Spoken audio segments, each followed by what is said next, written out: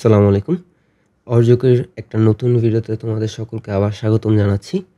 এই ভিডিওতে আমরা আমি মূলত তোমাদের ভেক্টর চ্যাপ্টারটার এই ইউনিটের একটা রিভিশন ভিত্তিকভাবে তৈরি করার চেষ্টা করব, যাতে এই ভিডিওটা দেখে তোমার অনেক পড়া আগের একটা চ্যাপ্টার রিভাইজ হয়ে তুমি দ্রুত প্র্যাকটিসে ঢুকতে পারো আরকি। তো ঐরকম ছোটোখাটো ইনফরমেশন, মানে ঢাবি বা বিভিন্ন ভার্সিটি ভিত্তিক যে ইনফরমেশনগুলা কাজে লাগে, ওই ইনফরমেশন, বিভিন্ন ছোটোখাটো ম্যাথের কনসেপ্ট, এসব ঘিরে থাকবে আজকের ভিডিও। ঠিক আছে? অল্প সময়ে শেষ করার চেষ্টা করব ইনশাল্লাহ। তো শুরু করা যাক। আচ্ছা, ভেক্টর জিনিসটা কি? এর মান থাকে, দিক থাকে। ছোট করে আমি রিভাইজ দিচ্ছি এটা। মান থাকে, দিক থাকে, তাই হচ্ছে ভেক্টর। যেটা শুধু মান থাকে সেটা হচ্ছে স্কেলার। ঠিক আছে? তো দিকের পরিবর্তনের সাথে ভেক্টর কিন্তু পরিবর্তন হয়, কিন্তু স্কেলার পরিবর্তন হয় না। আবার স্কেলারের দুটো রাশি যোগ করার ক্ষেত্রে তোমার শুধু বীজগাণিতিক যোগ করলে হয়ে যায়, কিন্তু ভেক্টরের ক্ষেত্রে জ্যামিতিক যোগ করা লাগে। যেমন ত্রিভুজ নীতি, সামন্তরিকের যে নীতি, সেটা এসব ক্ষেত্রে তোমার দুটা ভেক্টর যোগ করে একটা লব্ধি ভেক্টর বের করার জন্য জ্যামিতিক উপায় অবলম্বন করতে হয়। ঠিক আছে? জ্যামিতিক উপায়ে যোগ করতে হয়। তাহলে অনেকটাই বুঝলাম। এখন ভেক্টরকে তো এভাবে এর উপর একটা দিক চিহ্ন দিয়ে প্রকাশ করা হয়। এরপরে হচ্ছে যে একটা ভেক্টরের দুই পাশে মডুলাস চিহ্ন দিয়ে ওই ভেক্টরটার মান প্রকাশ করা হয়। তো এখানে কিছু উদাহরণ আছে, যেগুলো হচ্ছে যে দেখতে পারো পিডিএফ দিব, ওখান থেকে দেখে নিও। তারপরে আসি একক ভেক্টর। একক ভেক্টরের ক্ষেত্রে মান থাকবে 1। এটার উপর নির্ভর করে কিছু কোয়েশ্চেন আছে। যেমন ধরো A I cap plus 4/5 J cap plus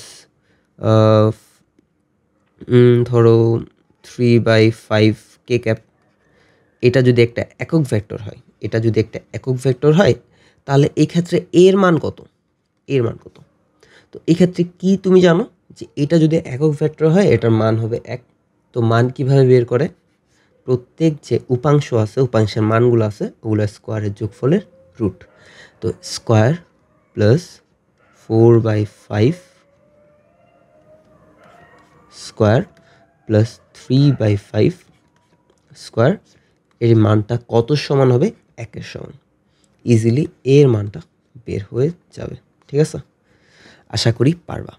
সঠিক ভেক্টরের ক্ষেত্রে মান 0 হবে না। শূন্য ভেক্টরের ক্ষেত্রে মান 0 হয়।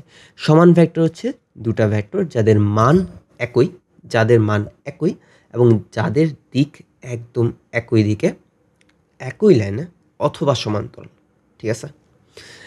আর বিপরীত ভেক্টরের ক্ষেত্রে কি? বিপরীত ভেক্টরের ক্ষেত্রে দুটা ভেক্টর যাদের মান কিন্তু সমান, তবে দিক সম্পূর্ণ বিপরীত দিকে, সমান্তরাল বা একই রেখায় সম্পূর্ণ বিপরীত দিকে। ঠিক আছে? তাহলে আপাতত এগুলো আমরা রিভাইজ দিলাম। ঠিক আছে? অবস্থান ভেক্টর। তো অবস্থান ভেক্টরের মধ্যে যেই জিনিসটা শুধুমাত্র আসে কোশ্চেন, সেটা হচ্ছে অবস্থান ভেক্টর একটা স্বাধীন ভেক্টর না, অধীন ভেক্টর। এটার পাদবিন্দু নির্দিষ্ট। মূল বিন্দুতে এটার পাদবিন্দু থাকবে, এটার পাদবিন্দু চেঞ্জ করা যাবে না, এই জন্য এটা একটা অধীন ভেক্টর। ঠিক আছে? তারপর আসি ব্যাসার্ধ ভেক্টরে। মূল বিন্দু থেকে এখানে একটা লাইটিংয়ের কিছু সমস্যার কারণে আমার স্ক্রিন দেখতে কষ্ট হচ্ছে, সরি এটার জন্য। আচ্ছা, ব্যাসার্ধ ভেক্টর মূল বিন্দুর সাপেক্ষে কোনো বৃত্ত বা গোলকের উপর কোনো বিন্দু অঙ্কিত করলে ওই ভেক্টরকে ব্যাসার্ধ ভেক্টর বলে। এটা তেমন ইম্পর্টেন্ট না। ঠিক আছে? তারপর হচ্ছে আয়ত একক ভেক্টর। এটা নিয়ে হয়তো আমার বলার কিছুই নেই।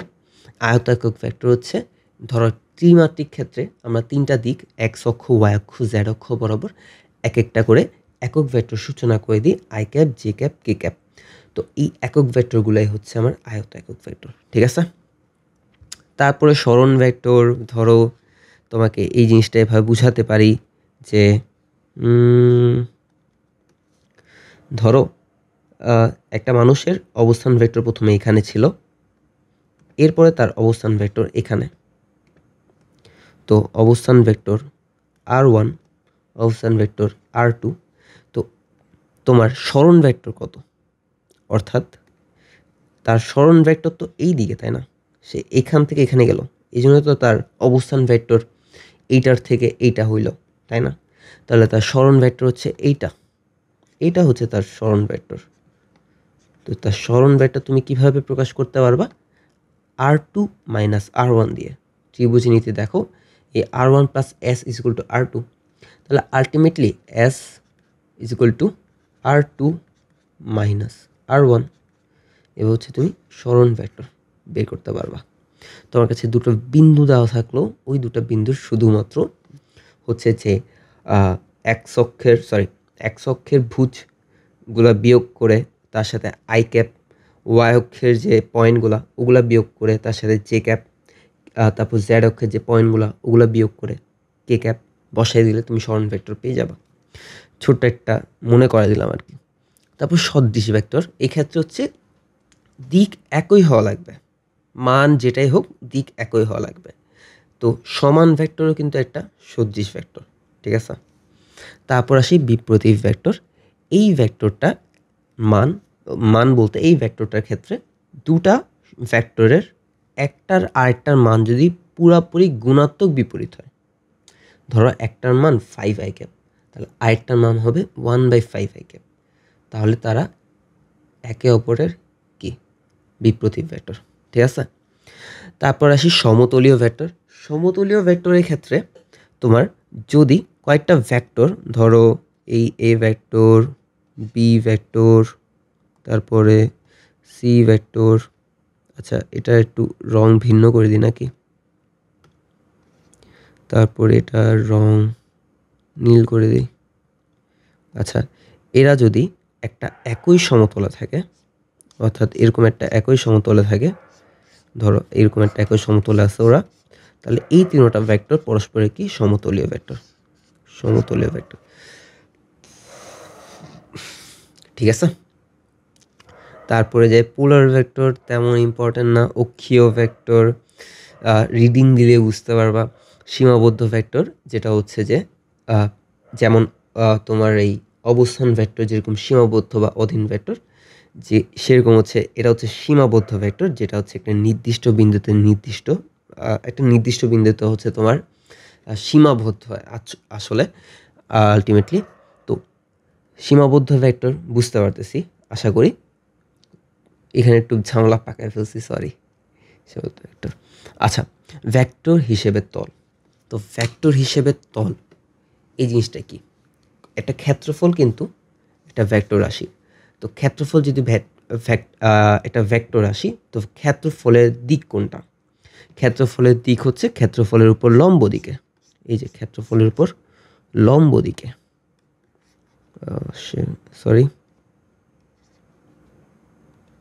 ক্ষেত্রফলের উপর লম্ব দিকে, এই যে লম্ব দিকে হচ্ছে এটা হচ্ছে আমার ক্ষেত্রফলটার দিক, ঠিক আছে? যখন আমরা ক্রস গুণফলে যাব জিনিসটা আরও ভালো মতো রিয়েলাইজ করব, ঠিক আছে? তারপরে যে ভেক্টর সংযোজনের ক্ষেত্রে তোমার 5টা সূত্র আছে, জাস্ট এটা জানলেই হবে। বিভিন্ন বিশ্ববিদ্যালয়ে আসলে কোয়েশ্চেনটা আসছে যে কয়টা সূত্র আছে, তো এটা জানলেই হয়ে যাবে যে কয়টা সূত্র আছে, 5টা সূত্র, ঠিক আছে? তো আলটিমেটলি আমাদের এখানে প্রয়োজনীয় সূত্র কোনগুলা? একটা হচ্ছে ত্রিভুজ সূত্র, আর একটা হচ্ছে বহুভুজ, এরপরে সামান্তরিক সূত্র। তো ত্রিভুজ সূত্র কি? ত্রিভুজ সূত্র হচ্ছে আমরা দুটা ভেক্টরকে জ্যামিতিকভাবে যোগ করি, ঠিক আছে? আমাদের কাছে যদি দুটা ভেক্টর থাকে, ওই দুটা ভেক্টরকে আমরা যদি প্যারালাল শিফট করে একটার মাথায় গিয়ে আরেকটাকে বসাই, তাহলে তারা দুইজন মিলে ত্রিভুজের যে দুটা বাহু তৈরি করে, আমি যদি তৃতীয় বাহুতে তাদের দিকের বিপরীত ক্রমে একটা ভেক্টর রাখি, তাহলে ওই যে তৃতীয় যে বাহুতে আমি একটু বিপরীত ক্রমে ভেক্টর রাখছি না, ওই ভেক্টরটাই হবে এই দুটা ভেক্টরের কি যোগফল ভেক্টর বা লব্ধি ভেক্টর, ঠিক আছে? তাহলে আমি এই দুটা ভেক্টরের যোগফল কিভাবে করছি? জ্যামিতিকভাবে এঁকে করছি, তাই না? তো ভেক্টরের যোগ হচ্ছে জ্যামিতিকভাবে। তো ত্রিভুজ সূত্র, আমরা দুটা ভেক্টরকে যোগ করছি, এই যে এ বি, যোগফল হচ্ছে আর এ প্লাস বি। তারপর বহুভুজ সূত্রে আসি, এক্ষেত্রে হচ্ছে আমরা দুটা ভেক্টরকে যোগ করি না, এক্ষেত্রে আমরা দুয়ের অধিক ভেক্টরকে যোগ করি। দুয়ের অধিক ভেক্টরকে যোগ করলে হচ্ছে আমরা যখন ধরো 5-6টা ভেক্টরকে যোগ করতেছি, তো 5-6টা ভেক্টর মিলে বহুভুজের যে শেষ আরেকটা বাহু তোমার এক্সিস্ট করবে, ওই বাহুতে আমি যদি আরেকটা ভেক্টর বিপরীত ক্রমে আঁকি, যে 5-6টা ভেক্টরকে আমি একই ক্রমে একে অপরের মাথায় বসাইছি, তাদের বিপরীত ক্রমে যদি আমি আঁকি, তাহলে ওই ভেক্টরটাই কিন্তু এই 5-6টা ভেক্টরের লব্ধি ভেক্টর নির্দেশ করবে। এক্ষেত্রে আমি যোগটা কীভাবে করছি, 5-6টা ভেক্টরের যোগ, এক্ষেত্রে আমি জ্যামিতিকভাবে যোগ করছি। ঠিক আছে, অ্যাকচুয়ালি আমাকে লাইটিংটা খুব বেশি প্যারা দিচ্ছে, তো আমি বারবার ডিস্ট্র্যাক্ট হয়ে যাচ্ছি, তো তোমাদেরকে এটার জন্য আমাকে মাফ করে দিও। তো এরপর আগাই আমার সামন্তরিক সূত্রের মাধ্যমে আমরা যখন দুটা ভেক্টরকে জ্যামিতিকভাবে যোগ করি, ওই জ্যামিতিকভাবে যোগ করা দুটা ভেক্টরের মাধ্যমে আমরা যে লব্ধি ভেক্টরটা পাই, ওই লব্ধি ভেক্টরের মান কত এবং কোন একটা ভেক্টরের সাপেক্ষে কোন দিকে কত কোণে করে আছে, ওটা সামন্তরিক সূত্রের মাধ্যমে আমরা প্রমাণ করি আর কি। তো এই ক্ষেত্রে আমরা দুটা সূত্র পাই। একটা সূত্র হচ্ছে এইখানে, যে আমার এই দুটা ভেক্টরের মাধ্যমে যে লব্ধি ভেক্টরটা পাইছি, ওই ভেক্টরটার লব্ধি ভেক্টরটা শুধু মানটার যে সূত্র সেটা হচ্ছে এইটা। আর এই লব্ধি ভেক্টরটা যে কোনো একটা ভেক্টরের সাথে যে কোণ করে আছে, ধরো থিটা কোণ, ওই থিটা কোণ যে সূত্রটা সেটা হচ্ছে tan inverse Q sine theta, অর্থাৎ যেটার সাথে নাই সেটার সাইন আলফা, তাদের মধ্যবর্তী কোণ, দুটা ভেক্টরের মধ্যবর্তী কোণ alpha, sine alpha by P plus Q cos alpha. দুই ক্ষেত্রেই কিউ এর সাথে লাগছে সাইন আলফা আর কজ আলফা, আর যেটার সাথে আমি থিটা নিছি সেটা থাকবে সিঙ্গেল। ঠিক আছে, তাহলে এই যে এখানে আমাদের সূত্রের একটা রিভাইজ হয়ে গেল। তো এই ক্ষেত্রে কিছু কেস মাথায় নিলে ভালো আর কি। যখন দুটা ভেক্টরের মধ্যে যে কোণটা আলফার মানটা যদি 0 হয়, এটা অ্যাকচুয়ালি আলফা হবে, তো আলফা ধরে নিবা, থিটা আসলে একটা বললেই হয়। তো 0 ডিগ্রি হলে ওই দুটা ভেক্টরের যোগফল হবে সর্বোচ্চ। যদি 180 ডিগ্রি হয় তাদের মধ্যবর্তী কোণ, তাহলে তাদের ভেক্টরের যে লব্ধি ভেক্টর আসবে ওটা হবে সর্বনিম্ন। ঠিক আছে, একটা জিনিস এখানে তোমাকে রিভাইজ দেওয়ার আছে। ধরো এই ভেক্টরটা আর তুমি এই ভেক্টরটার সাথে তোমাকে বলছে আরেকটা ভেক্টর আছে, এইভাবে ধরো বলছে তোমাকে যে তারা 120 ডিগ্রি কোণ আছে। তো তুমি যে সূত্রটা দিবা তাদের লব্ধি নির্ণয়ের ক্ষেত্রে, আলফা তো থাকবে সেখানে, তাই না, কজ আলফা। তো ওই আলফাতে তুমি কি 120 ডিগ্রি দিবা? না, ওই ক্ষেত্রে তোমাকে দেওয়া লাগবে এই যে ভেক্টরটা, এই ভেক্টরটাকে তুলে এনে এখানে বসাই, বা তুমি ওই ভেক্টরটাকে তুলে এনে এখানে বসালে, বা এর মানে দুটার পাদবিন্দু আলটিমেটলি একই বিন্দুতে আনা লাগবে। তো দুটার পাদবিন্দু যদি আমি একই বিন্দুতে আনি, আলটিমেটলি এটা 120 ডিগ্রি আসতেছে। কিন্তু অনেক ক্ষেত্রে ধরো এটা ডিফারেন্ট হবে কেমনে, এইটার ধরো আচ্ছা, তোমাদেরকে কোশ্চেনটা ভালো মতো দিই যাতে রিভিশনটা দিতে পারো। আমি আসলে এদিকে এমন একটা কেস নিয়ে ফেলছি যেটাতে আসলে কোনো ম্যাটারই করতেছে না। তো এই ক্ষেত্রে ধরো তোমাকে এমন একটা ভেক্টর দিল, যে ভেক্টরটা 120 ডিগ্রি কোণ করে আছে, বলতে এই দুটা ভেক্টরের মধ্যবর্তী কোণ 120 ডিগ্রি। তো এই দুটা ভেক্টরের যদি মধ্যবর্তী কোণ 120 ডিগ্রি হয়, তুমি কি আলফা ইকুয়াল টু 120 ডিগ্রি বসাবা? না, ভুল হবে। এক্ষেত্রে তোমাকে দুটা ভেক্টরের পাদবিন্দু একই বিন্দুতে আনা লাগবে। তো এই ক্ষেত্রে তুমি যদি একই বিন্দুতে আনো, আলফার মান আসতেছে কত, দুটা ভেক্টরের মধ্যবর্তী কোণ আসতেছে 60 ডিগ্রি। ঠিক আছে, তো এই জিনিসটা একটু রিভাইজ দেওয়া ছিল, মাথায় রাখবা। তারপরে আসি আমাদের এইখানে মিনিমাম তো বুঝলাম, যদি 90 ডিগ্রি হয় তাহলে পিথাগোরাস অ্যাপ্লাই করা যায়, P square plus Q square. আর যদি 120 ডিগ্রি হয় তাহলে একটা সুন্দর কেস আছে, যদি দুটা ভেক্টর সমান হয় এবং তারা যদি 120 ডিগ্রিতে কাজ করে, তাহলে তাদের লব্ধিও কিন্তু ওই দুটা ভেক্টরের সমানই হবে। ধরো দুটা ভেক্টর সমান পি, তাহলে ওই লব্ধিও কিন্তু পি এর সমানই হবে। ঠিক আছে, তারপরে এখানে আর কি দেখাইতে পারি? আচ্ছা, এখানে হচ্ছে তোমার যে বেসিক ম্যাথগুলো, ওগুলো আশা করি খুবই ইজি, নিজেরা প্র্যাকটিস করলে পারবা। আমি একটা ছোট্ট কনসেপ্ট রিভাইজ দেওয়ার জন্য হচ্ছে এই ম্যাথটা সিলেক্ট করছিলাম। তো এই ম্যাথটার ক্ষেত্রে তোমাকে কি বলছে কোন একটা বিন্দুতে পি মানের একটা বল, ধরো এটা পি মানের বল এবং p/2 মানের, আচ্ছা এটা একটু নিচে করে দেওয়া লাগবে,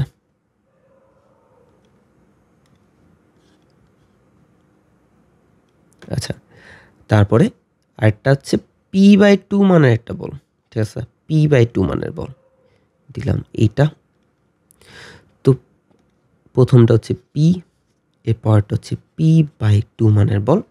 তারা যদি তারা কাজ করতেছে আসলে একসাথে। তো প্রথম বলটাকে যদি আমি 3 গুণ করি, প্রথম বলটা 3 গুণ করলাম, 3 গুণ করলে আসলে এটা এদিকে আসা ধরলাম এতটুকু 3 গুণ হয়ে গেল। তো প্রথম বলটা 3 গুণ করার পরে অ্যাকচুয়ালি তো এখন প্রথম বলটা 3 গুণ করলে দ্বিতীয় বলটার মান 12 একক বৃদ্ধি পায়। তাহলে 12 একক বৃদ্ধি করলাম 12 একক বৃদ্ধি, তাহলে আমার এটা হচ্ছে p/2 + 12, তাই তো? তাহলে এখানে একটা দেখার বিষয় আছে, আমাকে এখানে কি বলছে, পি এর কোন মানের জন্য বল দ্বয়ের লব্ধির দিক অপরিবর্তিত থাকবে।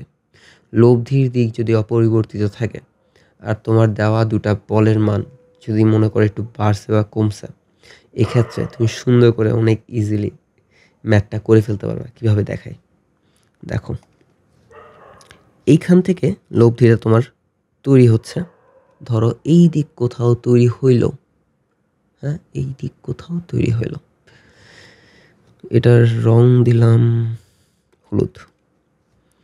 তারপরে এখন তুমি যখন পি এর মান 3p করছো, এই সেকেন্ড যে বলটা এটার মান 12 বাড়াইছো, এরপরও তোমার যে লব্ধির দিকটা কিন্তু চেঞ্জ হয় নাই। লব্ধির মান চেঞ্জ হয়েছে কিন্তু দিক চেঞ্জ হয় নাই। মান চেঞ্জ হওয়া মানে কি, দৈর্ঘ্য চেঞ্জ হয়েছে, ঠিক আছে বললাম যে দৈর্ঘ্য চেঞ্জ হয়েছে। তাহলে এখন যদি আমি একটু কানেক্ট করে দিই এগুলা, সে একটু প্রবলেম হয়েছে, কানেক্ট করে দিই, তাহলে এই ক্ষেত্রে আমি কি পাচ্ছি দেখো, এক্ষেত্রে আমি সদৃশকোণী ত্রিভুজ পাচ্ছি। তো সদৃশকোণী ত্রিভুজ পাইলে আমি সদৃশকোণী ত্রিভুজের ওই আনুপাতিক ধর্মটা কাজে লাগাইতে পারবো। তো p/3p, এখন কোথায় সদৃশকোণী ত্রিভুজ পাচ্ছি ওটা আমার দেখায় দেওয়া লাগবে না, আমার দেখায় দেওয়া লাগবে না, নাকি দেখায় দিতে হবে? তাহলে এখান থেকে হচ্ছে তোমার পি এর মানটা তুমি বের করে ফেলতে পারবা, ঠিক আছে? আচ্ছা দেখায় যদি দিতে হয় বলি, এই দেখো এটা p/2 হলে এটাও p/2, আর এই পুরাটার মান p/2 + 12 হলে এটাও p/2 + 12। এখন এই ত্রিভুজ আবার এই ত্রিভুজ, বড় ত্রিভুজটা দুটা সদৃশকোণী, কেমনে সদৃশকোণী এটা আবার জিজ্ঞেস করিও না 9 10-এর। তাহলে এদের বাহুদ্বয়ের অনুপাতগুলা, অর্থাৎ সদৃশ বাহুগুলার অনুপাতগুলা কিন্তু সমান হবে। তাহলে p/3p, তারপর p/2 বাই p/2 + 12, তাহলে এদের অনুপাতগুলো সমান হবে। এখান থেকে পি এর মানটা বের হয়ে যাবে, ঠিক আছে? তারপর আগাই, তারপর হচ্ছে এখানে ত্রিমাত্রিক ব্যবস্থাপনায় কিভাবে তুমি একটা ভেক্টর আঁকবা বা একটা ভেক্টরকে কীভাবে প্রকাশ করে ওইটা দেওয়া আছে, যদিও খুবই বেসিক জিনিস। তো এইখানে যেই জিনিসটা একটু ভুল দেওয়া আছে, এখানে ইনভার্স হবে, এটা কস ইনভার্স হবে, এটাও কস ইনভার্স হবে, আর এখানে হবে 2। ওয়েট সবগুলো বুঝাচ্ছি। তো আলটিমেটলি এটা ডট গুণফল থেকে আসছে, যে এক্স অক্ষের সাথে ওয়াই অক্ষের সাথে জেড অক্ষের সাথে আমার এই যে এই ভেক্টরটা কি কোণ উৎপন্ন করতেছে সে কোণের মানটা, ঠিক আছে? এটা ডট গুণফল থেকে আসছে, কীভাবে আসছে এটা বুঝাবো না, কারণ এইটা হচ্ছে সবচেয়ে বেসিক জিনিস। আচ্ছা তো এক্স অক্ষের সাথে উৎপন্ন কোণ ধরো আলফা, এটা হচ্ছে কজ ইনভার্স এ এক্স, অর্থাৎ এই যে এই ভেক্টরটার এক্স অক্ষ বরাবর যে উপাংশ ওইটা বাই এই ভেক্টরটার যে মান, টোটাল যে মানটা, ঠিক আছে। তো ওয়াই অক্ষের ক্ষেত্রে ওয়াই অক্ষ বরাবর উপাংশ বাই মান কজ ইনভার্সের ভিতরে, আর জেড অক্ষের ক্ষেত্রে কজ ইনভার্সের ভিতরে জেড অক্ষ বরাবর মান বাই পুরা ভেক্টরটার মান, ঠিক আছে। তারপরে আসি যে এখানে এই ধর্মটা সবসময় মেনে চলে, তুমি আলটিমেটলি এই যে কজ, এটা আলফা বিটা গামা ধরে তুমি cos alpha cos beta cos gamma square square square করে যোগ করলে আলটিমেটলি ওয়ানই পাবা। করে দেখতে পারো যদি তোমার সময় থাকে।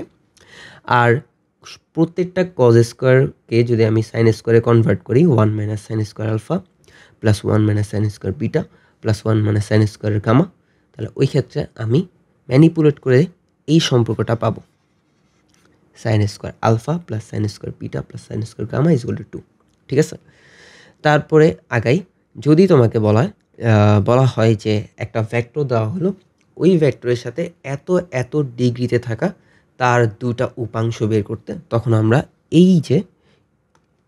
এই সূত্র দ্বারা বের করব, ঠিক আছে। এখান থেকে আমরা ধরো আমাদেরকে বলছে আলফা আর বিটা কোণে থাকা দুটা উপাংশ বের করতে কোনো একটা ভেক্টরের, তাহলে শুধু হচ্ছে পি এর মান বের করব, এই সাইন বিটাকে পাশে পাঠিয়ে দিয়ে কিউ এর মান বের করব, সাইন আলফাকে পাশে পাঠিয়ে দিয়ে দুইবার হচ্ছে যে আমার অনুপাতটা নেওয়া লাগবে। আশা করি পারবা, ঠিক আছে।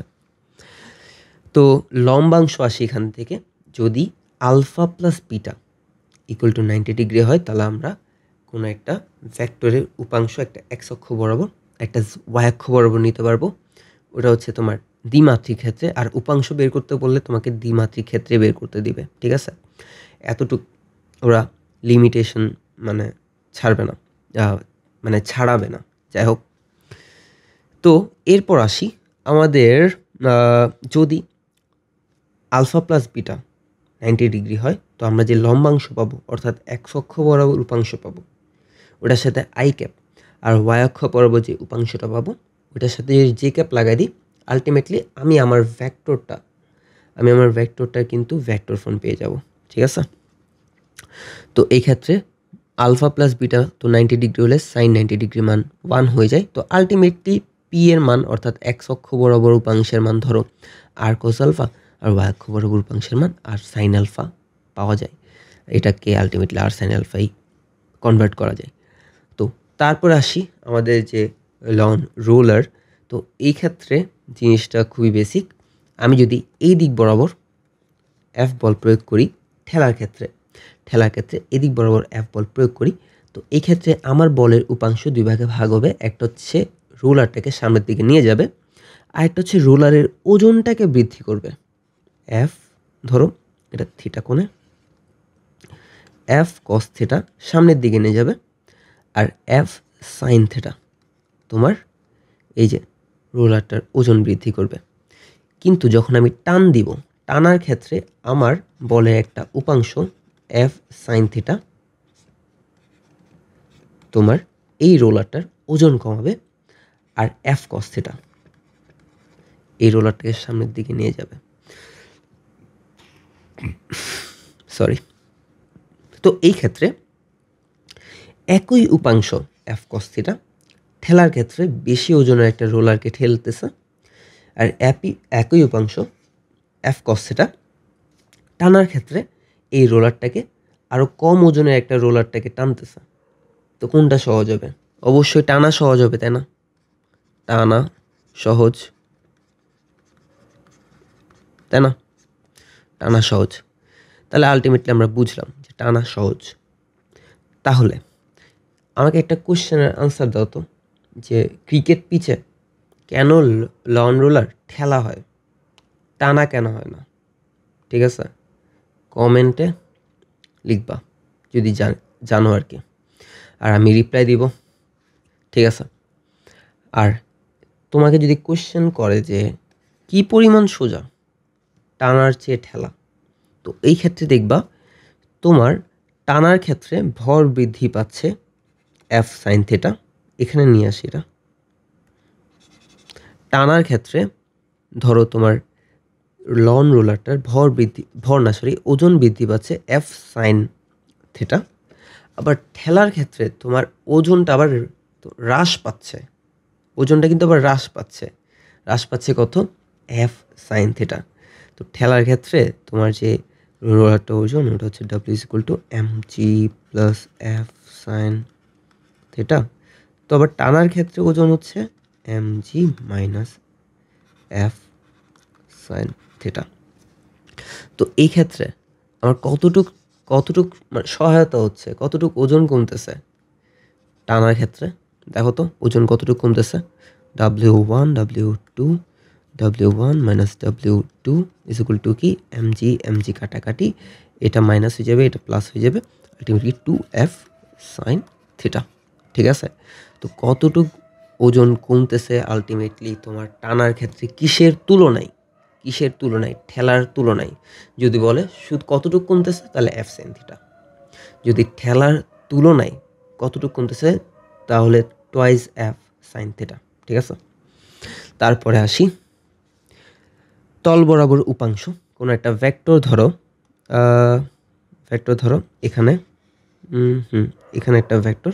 তো এই ভেক্টরটা A X I cap plus A Y J cap plus A Z K cap, অর্থাৎ এর এক্স অক্ষ, ওয়াই অক্ষ, জেড অক্ষ বরাবর যে উপাংশগুলো, এই যে এটা কিন্তু একটু মানে দেখার মতো জিনিস যে এ এক্স যেটা, এই ওয়াই যেটা, এই জেড যেগুলা, এই তিনোটাই কিন্তু যথাক্রমে এক্স অক্ষ, ওয়াই অক্ষ আর জেড অক্ষ বরাবর উপাংশ এই ভেক্টরটার। ঠিক আছে? এখন যদি আবার কেউ তোমাকে জিজ্ঞেস করে যে এই ভেক্টরটার বা কোনো একটা ভেক্টর দিয়ে যদি বলে এই ভেক্টরটার এক্স ওয়াই তলে উপাংশ কত, তাহলে তার এক্স ওয়াই তলে যেই মানে তার এক্স ওয়াই তলে যতটুকু অংশ আছে ওটাই হচ্ছে তার এক্স ওয়াই তল বরাবর উপাংশ।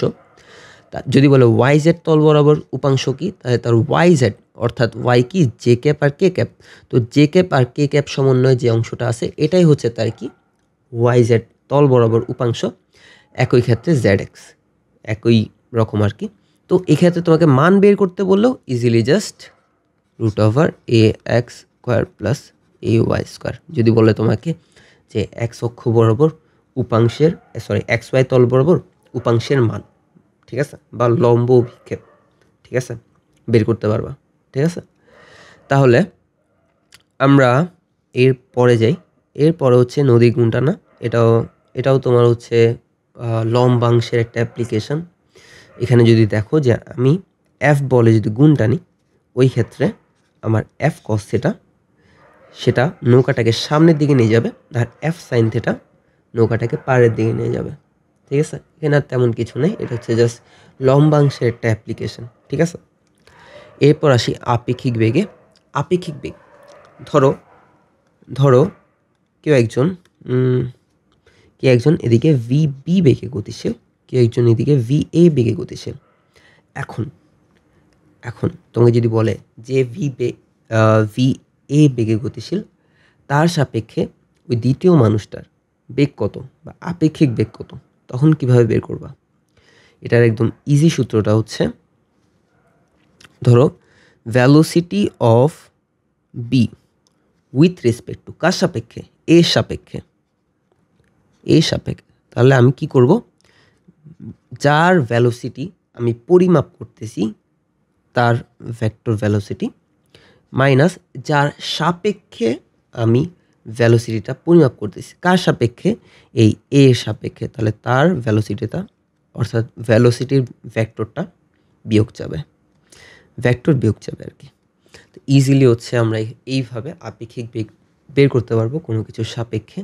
তো আমি যদি একটা ম্যাপ দেখি, এইদিকে ধরো দুটা গাড়ি পূর্ব ও উত্তর দিকে, অর্থাৎ পূর্ব দিকে যাচ্ছে 30, আচ্ছা ইংলিশে লিখি 30 কিলোমিটার পার আওয়ারে।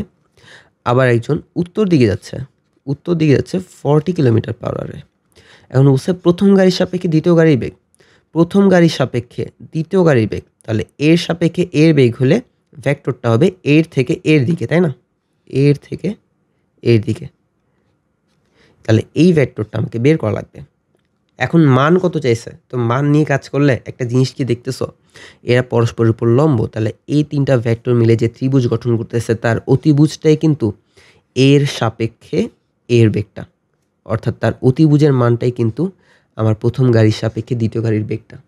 তো অতিভুজের মানটা যদি আমি বের করি তাহলে আর ইজ ইকুয়াল টু আর না, এটা অ্যাকচুয়ালি ভি অফ ধরো বি উইথ রেসপেক্ট টু এ, তাহলে এটা যদি বের করি √40 স্কোয়ার প্লাস 30 স্কোয়ার আলটিমেটলি 50 আসতেছে। তাহলে পারবা তো? এরপরে যাই বৃষ্টি ছাতা। বৃষ্টি ছাতার ক্ষেত্রে তুমি কিভাবে এই ম্যাথগুলো সলভ করবা দেখো। তো বৃষ্টি ছাতার ক্ষেত্রে তোমার ওই আপেক্ষিক বেগের ওই কনসেপ্টটা একটু কাজে লাগবে, যে তুমি যদি এই দিকে ভি বেগে গতিশীল হও, তোমার উপর যদি এই বেগে যদি ধরো V2 বেগে বৃষ্টি পড়ে, তাহলে আলটিমেটলি তোমার সাপেক্ষে বৃষ্টির বেগ কত? ধরো V2 বেগ টেনে ধরে এনে প্যারালাল শিফট করে এখানে আনলাম, তো তোমার সাপেক্ষে বৃষ্টির বেগ হচ্ছে তোমার থেকে বৃষ্টির বেগের দিকে আর কি। তাহলে এটা হচ্ছে velocity of V2 with respect two V, মানে তোমার ভ্যালোসিটি আর কি। তাহলে আমি বুঝতে পারতেছি যে আমার যে আমার সাপেক্ষে যে বৃষ্টির বেগ সেটা হবে এই দিক বরাবর। তো আলটিমেটলি আমি যদি ভেক্টরভাবে এটাকে উপস্থাপন করি যে VR মাইনাস VM, অর্থাৎ মানুষটার সাপেক্ষে বৃষ্টির বেগ, তো এই ক্ষেত্রে আমি এটা এইভাবে লিখতে পারি VR প্লাস মাইনাস VM। তো আলটিমেটলি এই বৃষ্টির বেগ আর মানুষটার বিপরীত বেগের ভেক্টরের যোগফলে কিন্তু আমার কি মানুষটার সাপেক্ষে বৃষ্টির বেগটা যে দিক বরাবর ওকে ছাতা ধরতে হবে, তাই না? তো তাহলে আমি মানুষটার বেগের বিপরীত বেগটা এঁকে তার সাথে জ্যামিতিকভাবে যোগ করলাম কি আমার বৃষ্টি বেগটা। তো বৃষ্টির বেগটা, তো এখানে যে লব্ধি ভেক্টরটা আসলো সেটা হচ্ছে মানুষটার সাপেক্ষে বৃষ্টির বেগ। তো ওইখানে আমি এই থিটাটা বের করব, এটা না বের করব এটা, তাহলে আমি পাবো সে কতটুক অ্যাঙ্গেলে ছাতা ধরলে বৃষ্টি থেকে বাঁচবে। ঠিক আছে, আলটিমেটলি তুমি বাকিগুলা আই গেস বুঝতে পারতেছো, সাধারণ সূত্র হালকা পাতলা রিলেট করলে বুঝতে পারবা। তো এই ক্ষেত্রে যদি আবার তোমার বাতাস থাকতো তখন তোমার একটা ভেক্টর অ্যাড হইতো, ওটা হচ্ছে বাতাসের ভেক্টরটা। বাতাস যেই দিকে থাকতো ওই দিকটা সহ ভেক্টরভাবে যোগ করা লাগবে আর কি, নাহলে এটা তেমন যোগ দেওয়া দরকার নেই, জাস্ট এমনি ইনকেস জাস্ট অ্যাড করলাম আর কি। বুঝলে ভালো, না বুঝলে আসলে কোনো সমস্যা নেই। ঠিক আছে, তারপরে বৃষ্টি ছাতা 2বার এসে গেছে এটা, আচ্ছা ঠিক আছে। তারপরে আসি তোমার ন্যূনতম সময়ে নদী নৌকার কনসেপ্টে। ন্যূনতম সময় নদী পারের ক্ষেত্রে আমি কি করব, ন্যূনতম সময় না, ন্যূনতম দূরত্বে। তো ন্যূনতম দূরত্বে আমি নদী যদি পার দিতে চাই তাহলে আমি কি করব, এই ক্ষেত্রে আমার স্রোতের বেগ তো থাকবে, তাহলে আমি একটু বাঁকা করে, সোজা থেকে একটু বাঁকা করে রওনা দেওয়ার চেষ্টা করব, যাতে আমি একদম বরাবর সোজাসুজি নদীর প্রস্থ বরাবর সর্বনিম্ন পথে পার হইতে পারি। তো এই ক্ষেত্রে আমার যেই কোণে পাড়ি দিলে বা যেই কোণে আমি যাত্রা শুরু করলে আমি বরাবর সোজাসুজি পথে এই নদীটাকে পার করতে পারবো, ওই কোণটা আলফাটা হচ্ছে কজ ইনভার্স মাইনাস স্রোতের বেগ বাই আমার নৌকার বেগ। ঠিক আছে, তাহলে এটা আলটিমেটলি হচ্ছে আমি পিথাগোরাসের মাধ্যমে ডাব্লিউ, অর্থাৎ আমি সোজাসুজি যে বেগে ওই পারে পৌঁছাবো ওটা বের করে ফেলতে পারি। কিভাবে, এই যে এই ভেক্টরটাকে আমি প্যারালাল শিফট করে এখানে এনে বসাইতে পারি, তাহলে একটা ত্রিভুজ গঠন হচ্ছে। এই ত্রিভুজের এই যে লম্বটার কি, লম্বটার মানটাই কি আমার লব্ধি ভেক্টরের মান না, অর্থাৎ যে লব্ধি বেগে আমি নদী পার করব সেটারই মান না, তাহলে ওটার মান আমি বের করলে অতিভুজ স্কোয়ার মাইনাস ভূমি স্কোয়ার, তাই না, ইজিলি বের হয়ে যাচ্ছে। তারপরে হচ্ছে আমি কতটুক সময়ে বা আমার নৌকাটা কতটুক সময় নদী পাড়ি দিবে, এই ক্ষেত্রে আমার সময়টা হবে নৌকার পার বরাবর দূরত্ব অর্থাৎ নৌকার প্রস্থ বাই নৌকার প্রস্থ বরাবর সম্পূর্ণ বেগের উপাংশ। তো নৌকার প্রস্থ বরাবর, নদীর প্রস্থ বরাবর যে বেগের উপাংশ সম্পূর্ণটা কিন্তু তোমার বেগটাই দিচ্ছে, স্রোত কিন্তু দিচ্ছে না। তো তোমার বেগের ভি এর সাইন আলফাই কিন্তু প্রস্থ বরাবর উপাংশ দিচ্ছে, যেটা নৌকাটাকে প্রস্থ বরাবর টেনে নিয়ে যাচ্ছে সামনের দিকে।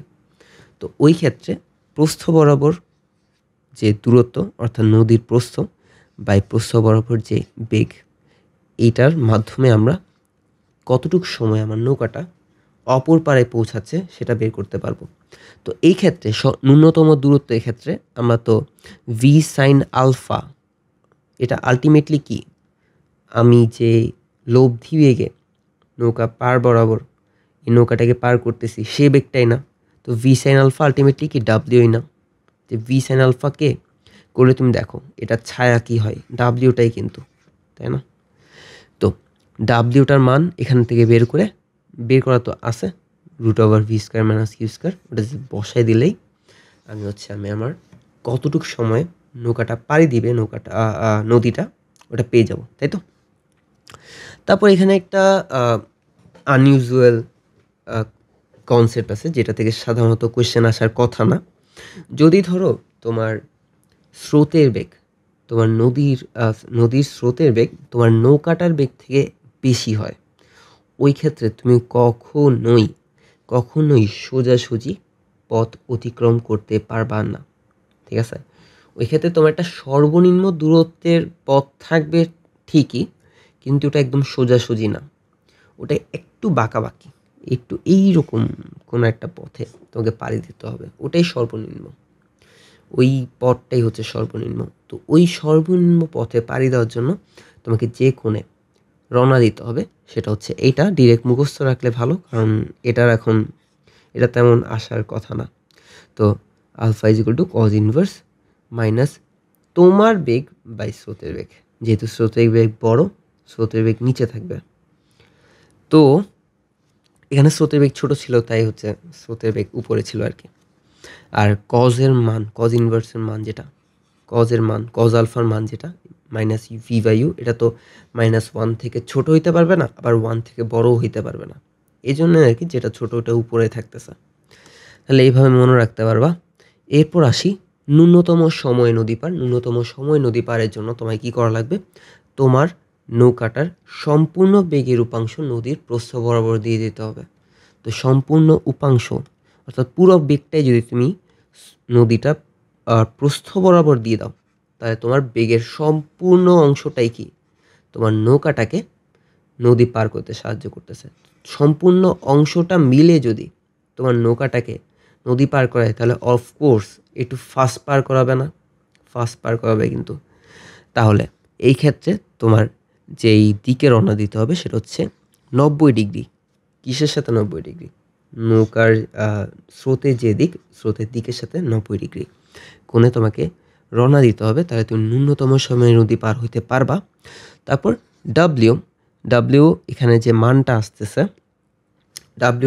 আসতেছে, সেটা আমি একদম ইজিলি পিথাগোরাসের মাধ্যমে বের করতে পারবো।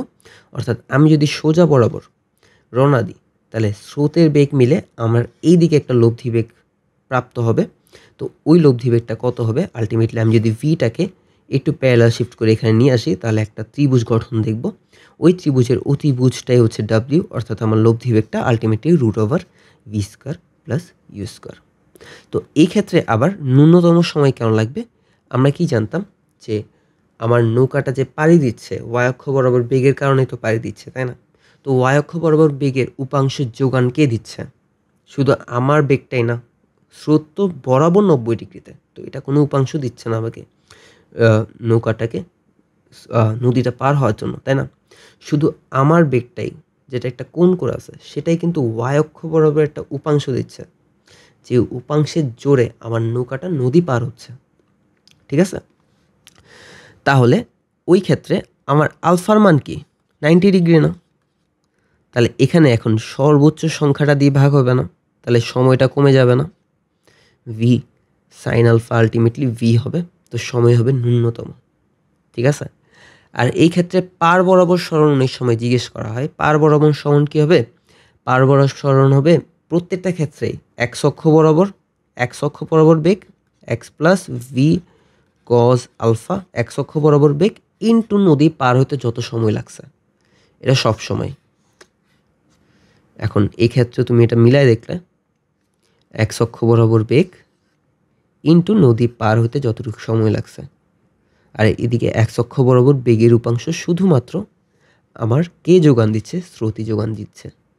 ঠিক আছে, তাহলে নৌকাটাকে এক্স অক্ষ বরাবর সরণ ঘটাবে শুধুমাত্র স্রোতই, আর কেউ না। তারপরে আমি আগালে এখন আসি ভেক্টর ডট গুণফলে। ভেক্টর ডট গুণফল আসলে খুবই বেশি, এখান থেকে দেখেই কিছু কিছু জিনিস হয়তো তোমার মনে পড়তেছে। এ ডট বি দুটা ভেক্টরকে ডট গুণফল করলে তাদের মানের গুণফল ইন্টু তাদের মধ্যবর্তী কোণের কস থিটা। ঠিক আছে, তাহলে এরপরে যদি আমি আবার দুটা ভেক্টর ফর্মে থাকা দুটা ভেক্টরকে ডট গুণফল করি, তাহলে শুধু তাদের যেই একই দিক বরাবর উপাংশগুলো আছে ওগুলাই গুণ হবে। কীরকম? এই যে এ এক্স বি এক্স গুণ হলো, এ ওয়াই বি ওয়াই গুণ হলো, এ জেড বি জেড গুণ হলো।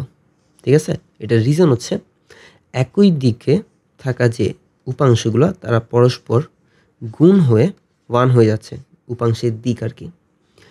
আর যা প্রত্যেকটা যে লম্বালম্বিভাবে যেই একক ভেক্টরগুলো আছে তারা পরস্পর ডট গুণফল হয়ে 0 হয়ে যাচ্ছে, যেটার কারণে বাকি জিনিসগুলো শূন্য হয়ে যাচ্ছে আর কি।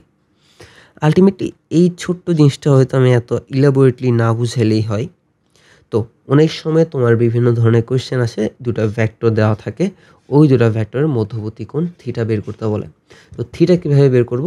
এই ডট গুণফলের যেই সূত্রটা আছে এই সূত্রটা কাজে লাগাই কিন্তু বের করতে পারবো। এই যে কস থিটা এ বিকে পাশে পাঠিয়ে দিলাম আর কজ ইনভার্স করে দিলাম, তাহলে আলটিমেটলি থিটা বা দুটা ভেক্টরের মধ্যবর্তী কোণ cos inverse A dot B by A B. ঠিক আছে, আর দুটা ভেক্টর যদি লম্বালম্বি হয়, ঠিক আছে, যদি বলে দুটা ভেক্টর তোমাকে দিয়ে দেয় এবং বলে তারা কি লম্ব চেক করতে পারবে কিভাবে? তাদের ডট গুণফল কি শূন্য হয় নাকি এটা চেক করে। বা এরকমও কোশ্চেন আসে যে একটা ভেক্টরের মধ্যে একটা আননোন কোনো কম্পোনেন্ট দিয়ে দেয়, তারপর দুটা ভেক্টরকে বলে যে এই ভেক্টরটা এই ভেক্টরের সাথে কি লম্বালম্বিভাবে আসা। তো দুটো যদি লম্বালম্বিভাবে থাকে তাহলে তাদের যে ডট গুণফলটা কী হবে? শূন্য হবে। তো ওইখান থেকে তুমি আননোন কম্পোনেন্টটা বের করতে পারবা। ঠিক আছে, এইভাবে হচ্ছে ছোটোখাটো ম্যাথের রিভাইজ দিচ্ছে আর কি, যাতে তোমার মনে পড়ে। ঠিক আছে, তারপর আসি ক্রস গুণফলের ক্ষেত্রে কি হয়? ক্রস গুণফলের ক্ষেত্রে এ ক্রস বি করলে এ আর বি দ্বারা যে সামন্তরিকটা গঠিত হচ্ছে, এ আর বি ভেক্টর দ্বারা যে সামন্তরিকটা গঠিত হচ্ছে ওই সামন্তরিকের ক্ষেত্রফল ভেক্টরটা আমরা পাই। তো ক্ষেত্রফল ভেক্টরে থাকে ক্ষেত্রফলটার মান ইন্টু ক্ষেত্রফলটার দিক। তো ক্ষেত্রফলটার দিক বা এ ক্রস বি এর দিকটা কোন দিকে হয়? বরাবর এ ক্রস বি দ্বারা যেই তৈরি ক্ষেত্রফল, ওই ক্ষেত্রফলটা লম্ব বরাবর উপরের দিকে হচ্ছে ক্ষেত্রফলটার দিক, তাই না? এই জন্যে হচ্ছে এ ক্রস বি, এই এ ক্রস বি যে প্রোডাক্টটা আমরা পাই ওটা এ আর বি দোনো ভেক্টরটার উপরে কি লম্ব থাকে, তাই না? দোনো ভেক্টরটার উপরেই লম্ব থাকে। তো এ ক্রস বি কীভাবে বের করা হয় এটা আই গেস এখান থেকে দেখে তোমরা একটু রিভিশন দিতে পারতেছো। তো এ ক্রস বি এর যে মানটা ওটা হচ্ছে এ বি তাদের মান ইন্টু তাদের মধ্যবর্তী কোণ যে ওটা সাইন থিটা। আর এটার সাথে আমরা যদি এই যে এ বি এর তল বরাবর লম্ব ভেক্টরের একক ভেক্টরটা গুণ দিয়ে দিই, তাহলে একক ভেক্টর গুণ দিলে আমরা হচ্ছে এ ক্রস বি এর যে প্রোডাক্ট ভেক্টরটা ওটা পেয়ে যাব। ঠিক আছে, আর আরেকটা জিনিস রিভাইজ দিয়ে দিই, ভেক্টর মানে কি বা ভেক্টরটা তুমি কিভাবে একক ভেক্টর আর মান দিয়ে রিলেট করতে পারবা। যে কোনো ভেক্টরের ক্ষেত্রে তুমি যদি ওই ভেক্টরের মান নাও ইনটু ওই ভেক্টরটা যেই দিকে ওই দিকের একক ভেক্টরটা গুণ দাও, তাহলে আলটিমেটলি তুমি ওই ভেক্টরটাই পেয়ে যাবা। ঠিক আছে, তারপরে আসি এই ছোট্ট জিনিসটা একটু মানে মাথায় রাখলে ভালো। এটা হচ্ছে ডট গুণফল আর ক্রস গুণফলে একটু সমন্বয় করে এটা আনছে। আলটিমেটলি এটাকে যদি তুমি 1 নাম্বার সমীকরণ ধরো, আর এ ডট বি এটাকে যদি A dot B is equal to A B cos theta, এটাকে যদি তুমি 2 নাম্বার সমীকরণ ধরো, এদিকে ভাগ দিলে তুমি এটাই পাচ্ছ। বিভিন্ন ধরনের কোশ্চেনে এমন আসে যে দুটা ভেক্টর, কিছুই বলা নাই, বলছে তাদের ক্রস গুণফলের মান এত, ডট গুণফলের মান এত, তাদের মধ্যবর্তী কোণ কত। ভেবা চেকা খায় যাওয়া, এর চেয়ে বেটার এটা মাথায় রাখলে তুমি এখান থেকে ডিরেক্ট সূত্র মারতে পারবা। Tan theta is equal two এখান থেকে থিটার মান বের করলে তাদের মধ্যবর্তী কোণ বের হয়ে যাবে। ঠিক আছে, বাকি জিনিসগুলা মধ্যে এটা একটু মনে করাই দিই যে দুটা ভেক্টর যদি সমান্তরাল হয় তাহলে তাদের কি ক্রস গুণফলের মান শূন্য হবে, ক্রস গুণফলের মান শূন্য হবে। আবার আরও একটা ধর্ম আছে যে দুটা ভেক্টর যদি সমান্তরাল হয় তাহলে তাদের যে একই দিক বরাবর উপাংশ, ধরো এক্স অক্ষ বরাবর কম্পোনেন্ট, ওয়াই অক্ষ বরাবর কম্পোনেন্ট আর জেড অক্ষ বরাবর কম্পোনেন্ট, তাদের যে অনুপাতগুলা ওই অনুপাতগুলা ধ্রুবক হয়। ঠিক আছে, এই যে এখান থেকে ইজিলি বুঝতে পারবা যে দুটা ভেক্টর, ধরো এ ভেক্টর আর বি ভেক্টর, এই বি ভেক্টরের যদি ক্রস গুণফল করি, এরা যদি সমান্তরাল হয় তাহলে তাদের ক্রস গুণফলের মান আসবে শূন্য, এবং এরা সমান্তরাল হইলে এদের যে একই দিক বরাবর উপাংশগুলা, ওই উপাংশগুলার অনুপাত হবে ধ্রুবক। এভাবে বিভিন্ন ধরনের কোয়েশ্চেন আসে, ওই কোয়েশ্চেনগুলোকে আসলে এই অনুপাত দিয়েই অনেকগুলা ছোটোখাটো কোয়েশ্চেন সলভ করে ফেলা যায়। আশা করি মাথায় রাখতে পারবা। তারপর একটা ছোট্ট কোয়েশ্চেন তোমাদের জন্য। এই কোয়েশ্চেনে তোমাকে বলছে বি এর মান কত এটা বের করতে, যদি তোমার A dot B square plus A cross B এর মানের স্কোয়ার ইজ ইকুয়াল টু 16 হয়, তাহলে ইজিলি আমরা শুধু কি করব, এদের মানগুলো বসাই দিলাম।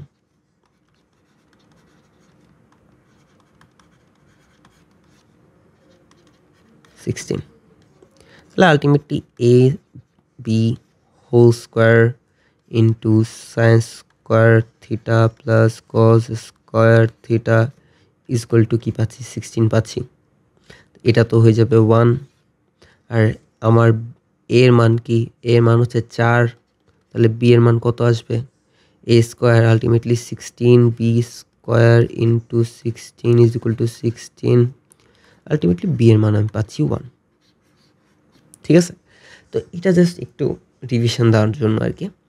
এরপর আসি লম্ব অভিক্ষেপ। তো লম্ব অভিক্ষেপ জিনিসটা আসলে ওই এ ডট বি ওখান থেকে রিলেট করে আনা হয়েছে।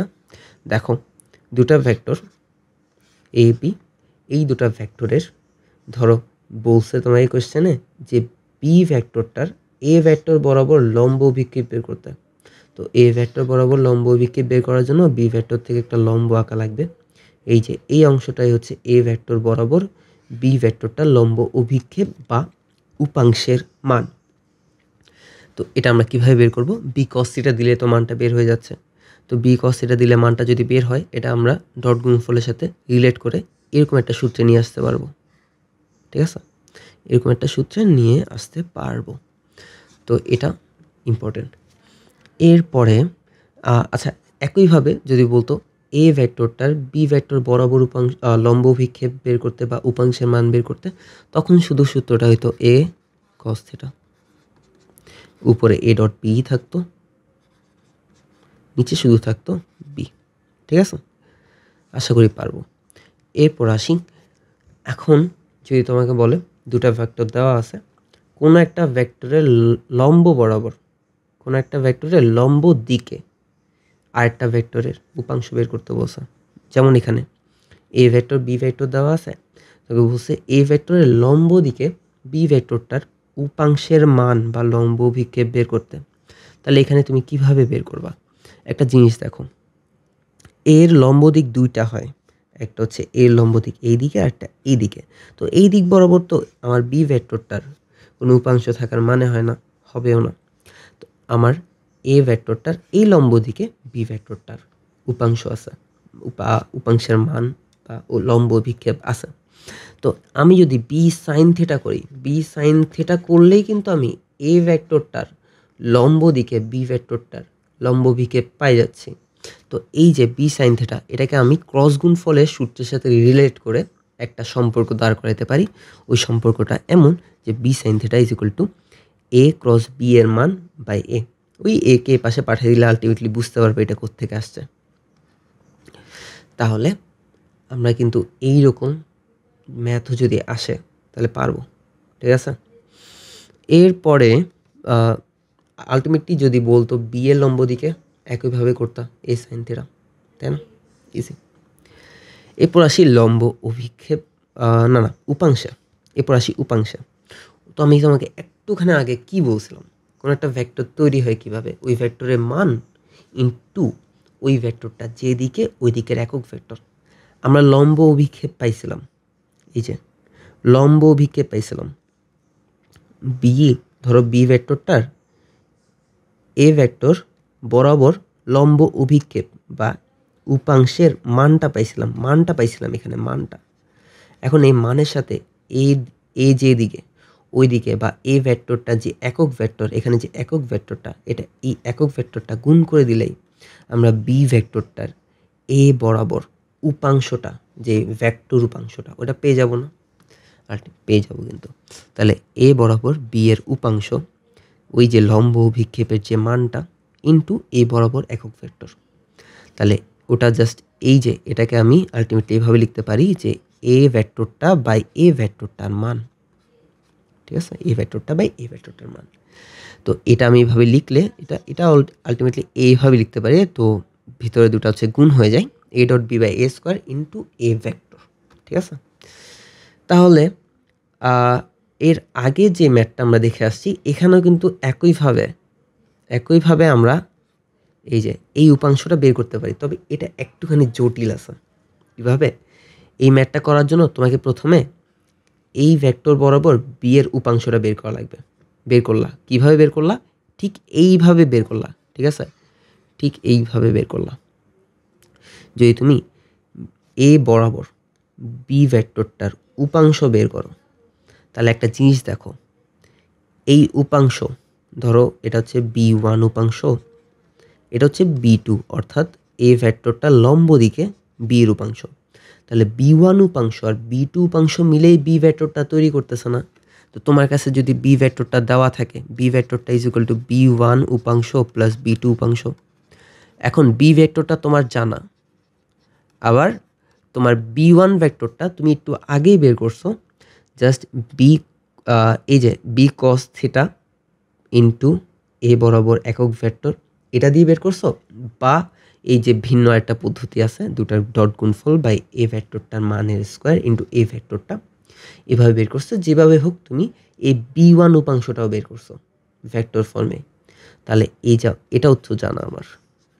তাহলে আলটিমেটলি বি2 ভেক্টরটা আমি কি বি1 ভেক্টর থেকে বি ভেক্টর থেকে বি1 ভেক্টরের যে উপাংশটা আমি যদি বিয়োগ করে দিই, ভেক্টর বিয়োগ করে দিই, আলটিমেটলি আমি এই ভেক্টরটার অর্থাৎ বি ভেক্টরটার এর লম্ব দিকের উপাংশ, ভেক্টর উপাংশটা পাই যাব না? পাবো কিন্তু। তাহলে এসে যাবে, ঠিক আছে। তারপরে ক্ষেত্রফল, এখানে আসলে খুব একটা আমার রিভিশন দেওয়ার কিছু নাই, তাও বললাম যদি দুটা ভেক্টরের ক্রস গুণফল করা হয় তখন আমরা কি পাই? তাদের দ্বারা গঠিত সামান্তরিকের ক্ষেত্রফলের মান যেহেতু মডুলাস দিছি। তো এখন আমি যদি এই ক্ষেত্রফলের মানটাকে অর্ধেক করি, তাহলে তাদের দ্বারা গঠিত ত্রিভুজের মান চলে আসবে, ত্রিভুজের ক্ষেত্রফলের মান চলে আসবে, ঠিক আছে।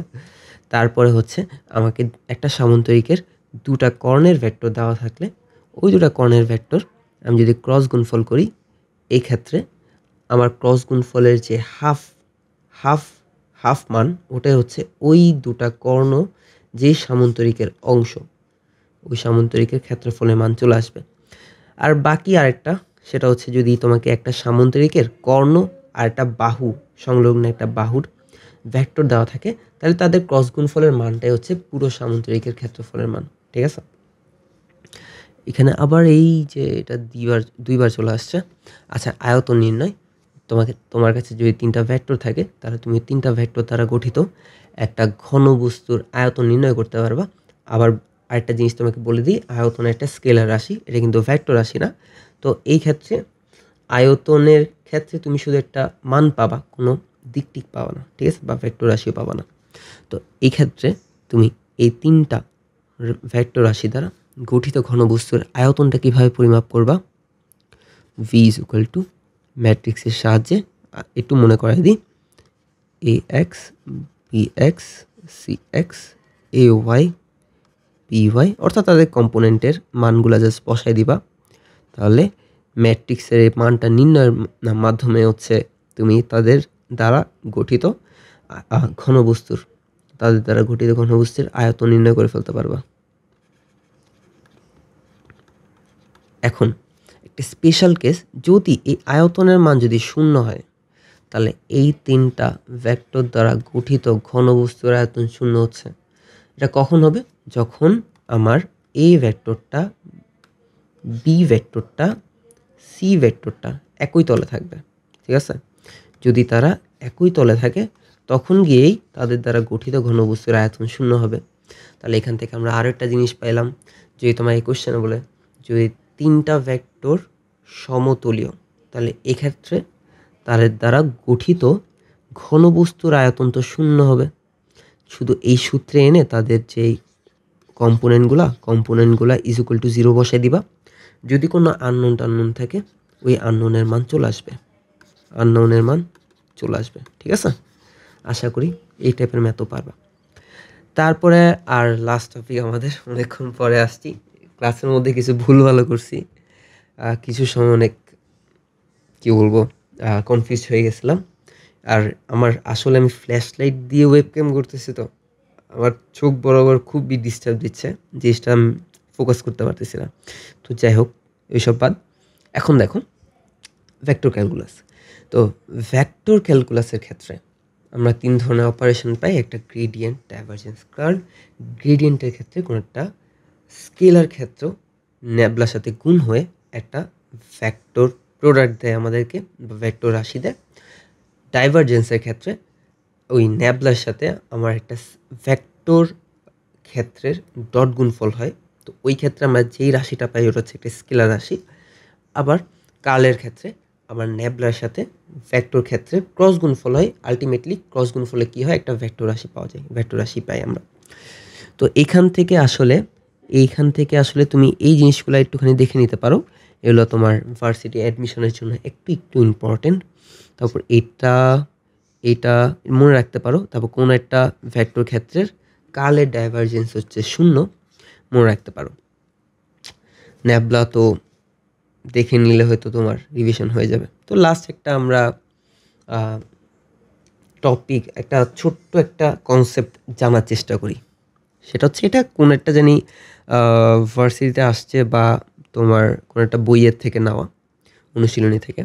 তো এই যদি ধরো একটা ভেক্টর ক্ষেত্র হয়, ওই ভেক্টর ক্ষেত্রের যে মাত্রাটা বা এককটা, মাত্রা নেই, এটা ধরো এককই বলছে তোমাকে, মিটার ইনভার্স টু। তাহলে এই যে ওই ভেক্টরটার কার্লের যে ডাইভারজেন্স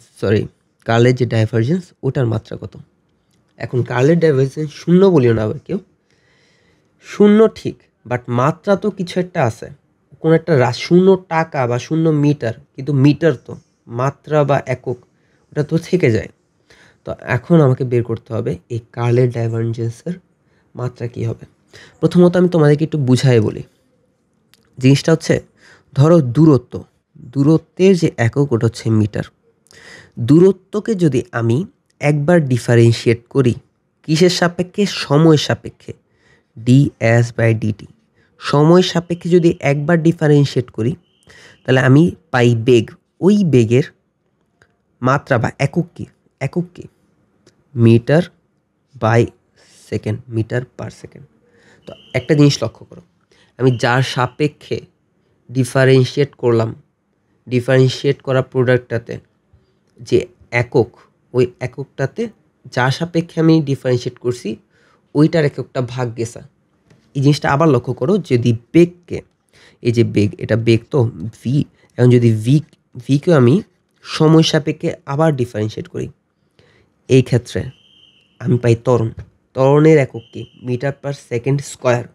তাহলে মিটার পার সেকেন্ড, আবার সেকেন্ড দিয়ে ভাগ হয়েছে, দ্বিতীয়বার ডিফারেন্সিয়েট করার কারণে সময় সাপেক্ষ করার কারণে সময়ের এককটা আবার ভাগ গিয়ে আমার ডিফারেন্সিয়েট হওয়া যে প্রোডাক্টটা ওই প্রোডাক্টটার একক হয়েছে।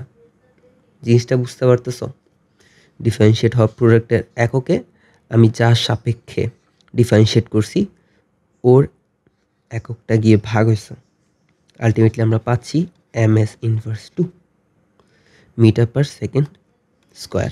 তো এই জিনিসটা একটু বুঝে থাকলে, এই জিনিসটা আমি একটু সাইডে নিলাম, এই জিনিসটা বুঝে থাকলে এখন একটা জিনিস দেখো,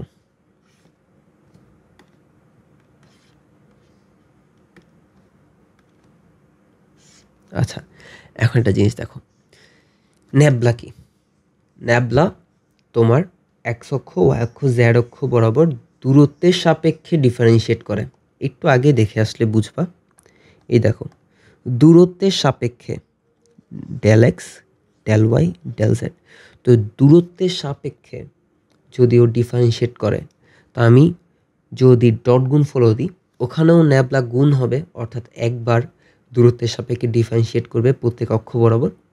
যদি আমি কার্ল অপারেশনটাও চালাই তাহলে ওইখানেও কোনো একটা ভেক্টর ক্ষেত্রের প্রত্যেক অক্ষ বরাবর দূরত্বের সাপেক্ষে ডিফারেন্সিয়েট করবে। ঠিক আছে? তো দূরত্বের সাপেক্ষে যদি ডিফারেন্সিয়েট করে, আমি ডাইভারজেন্সেও হচ্ছে দূরত্বের যে এককটা ওই এককটা ভাগ যাবে, ডাইভারজেন্স করার পর যে প্রোডাক্টটা পাবো ওই প্রোডাক্টটার এককে। কার্ল করার পরও আমি যে প্রোডাক্টটা পাবো ওই প্রোডাক্টটার এককে আমার আগের প্রোডাক্টটার সাথে দূরত্বের যে একক ওই এককটা ভাগ যাবে, তাই না? তো আগের আমার এককটা, আগের বা এ ভেক্টর এই ক্ষেত্র, এই ভেক্টর ক্ষেত্রটার যে এককটা মিটার ইনভার্স 2। আমি যদি এটাকে ডাইভারজেন্স করি তাহলে আমি যেটা পাবো ওইটার একক হবে মিটার ইনভার্স 2 এর সাথে দূরত্বের সাপেক্ষে যেহেতু তোমার ডিফারেন্সিয়েট হচ্ছে, তাহলে একটা দূরত্বের একক ভাগ যাবে, ভাগ মিটার, আলটিমেটলি মিটার ইনভার্স 3। আবার যদি মিটার ইনভার্স 2কে তুমি কার্ল অপারেশনটা করো, এই ভেক্টরটার সাথে যদি কার্ল অপারেশনটা করো, তাহলে এই এখন যে আমি নতুন রাশিটা পাবো ওই রাশিটার যে একক হবে ওইটাতেও যেহেতু ন্যাবলা এক্স অক্ষ মানে দূরত্বের সাপেক্ষে ডিফারেন্সিয়েট করতেছে, তো এই দূরত্বের এককটা ভাগ যাবে নতুন এককটাতে, মিটার ইনভার্স 3। এখন দেখো এইখানে কি হয়, এখানে তোমায় কি বলছে, এখানে তোমাকে বলছে এই যে ভেক্টর ক্ষেত্র, এই ভেক্টর ক্ষেত্রটার যে মাত্রা বা একক ওটা মিটার ইনভার্স 2। তো এই যে ভেক্টর ক্ষেত্র এটার যদি ক্রস মাল্টিপ্লাই কিসের সাথে, আমার ন্যাবলার সাথে, অর্থাৎ এটা কার্ল করার পরে আমি যদি ডাইভারজেন্স করি, অর্থাৎ দুইবার পরপর দুইবার আমি যদি প্রত্যেক অক্ষ বরাবর দূরত্বের সাপেক্ষে ডিফারেন্সিয়েট করি, ওই ক্ষেত্রে আমি যেটা পাবো ওইটার একক কী হবে। আলটিমেটলি প্রথমে কার্ল